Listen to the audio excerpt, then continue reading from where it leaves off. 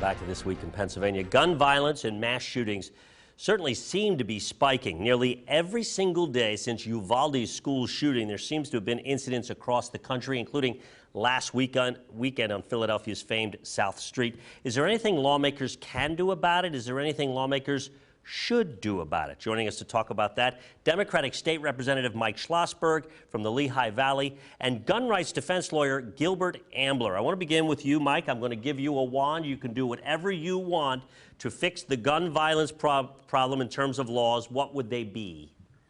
So first of all, thanks for the opportunity. There are three things that I would argue are the most important for Pennsylvanians and for Americans. First, reenact the assault weapons ban. Since that ban expired, we've seen a massive spike in the amount of people who have been killed as a result of these mass shootings, like in Philadelphia and Uvalde and in Connecticut and in Pittsburgh and in Buffalo and countless cities across the country.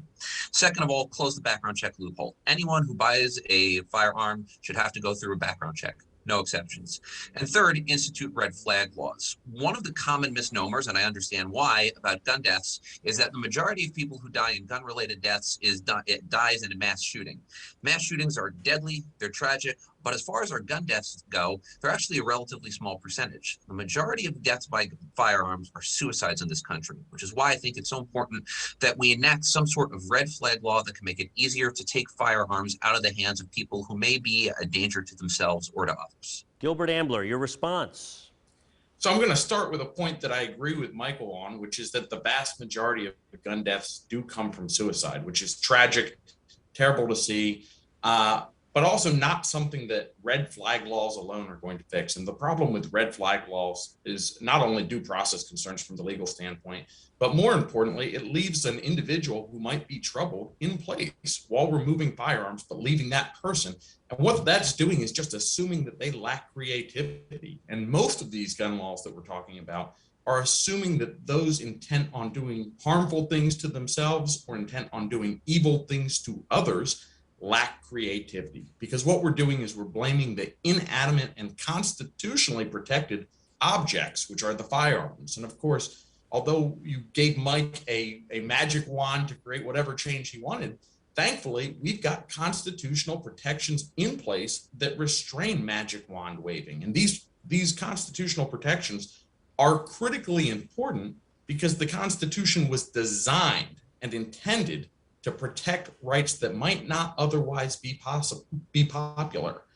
So when you see those in power, when you see politicians wanting to take away firearms, wanting to limit, wanting to restrict firearms, we are fortunate in that not only do we have the Second Amendment, but we also have Article 1, Section 21 of the Pennsylvania Constitution, which are designed and intended to restrict politicians from waving a magic wand in that manner. Gilbert, let me ask you a question, though. Why is the Second Amendment trampled upon if lawmakers were to say, if you're going to buy an AR-15, you can't just be 18, you have to be 21, increasing the age there? And just because you do have protections, and you're right, Pennsylvania's protection of guns is greater even than the U.S. Constitution, but that doesn't mean there can't be any limits, does it?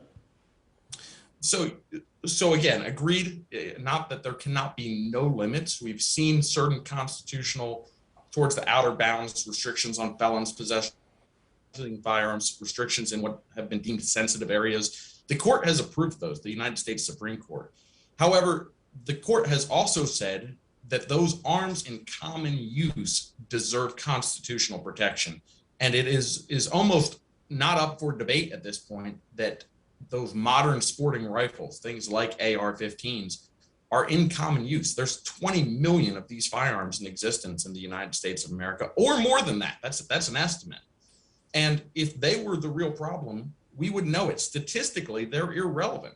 Mike, your thoughts? I want to give you a chance to weigh in.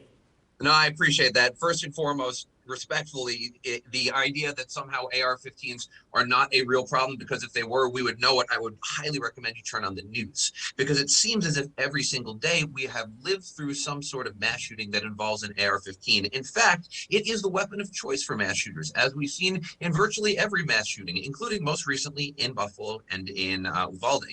One of my favorite lines when it comes to this debate, and I will admit this is one of the benefits of Zoom, I'm cheating because I wanted to make sure I got the exact quote right.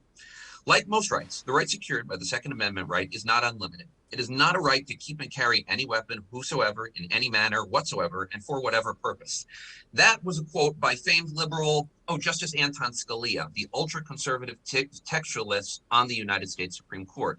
I agree with that. And to be clear, I think like most people who advocate for some sort of gun safety rights, I do not want to ban firearms or create some sort of massive regulatory state that makes it virtually impossible for people to get guns. Somebody who doesn't have a criminal background and who can pass a background check should absolutely be able to buy weapons for self-defense purposes. In fact, in my mind, that's where I draw the line. And I draw that line based in no small part on the exact text of Article 1, Section 21 of the Pennsylvania Constitution. Gilbert? The rights of... If I can just stop you for a second, Mike. Yep, Gilbert, I want to give I'll you 15 ramble. You stop me, seconds. Dennis. 15 seconds, and then we'll wrap it.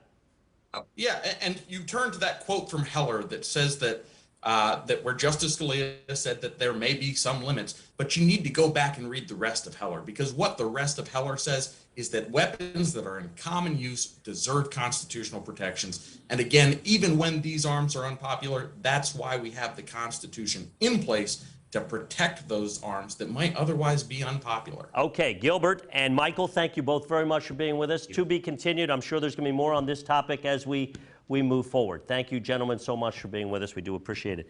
Stay with us. Much more This Week in Pennsylvania when we come right back.